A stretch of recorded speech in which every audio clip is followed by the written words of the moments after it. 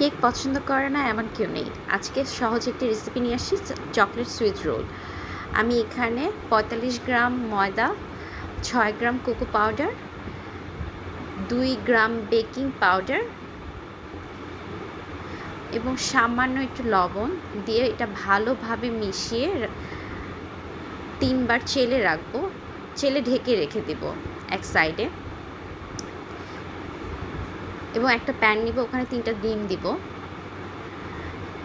Bit করব, একদম লো স্পিডে বিট করব।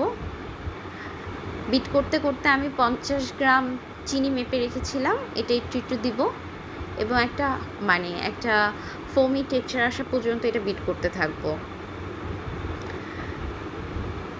আমি যেন আপনারা বুঝতে পারেন, এর জন্য এটা আমি একটু লং প্রসেসে দেখাচ্ছি। চকলেট পেস্ট দিয়ে দেবো 1/2 চামচ।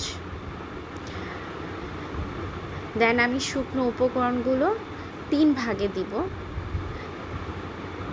আমি এটা যেহেতু স্পিডে চলতেছে, এর জন্য এটা দিকে আপনি হালকা হাতে এটা ঘোরাতে হবে। আমি এখানে 30 গ্রাম তেল মেপে রেখেছিলাম, ওইটাই দিয়ে দিয়েছি। এখন আমি দুধ দিয়ে দিলাম,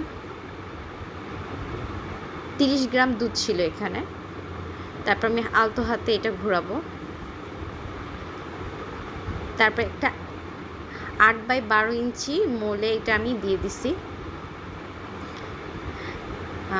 160 ডিগ্রি সেলসিয়াসে 15 থেকে 20 মিনিট লাগবে।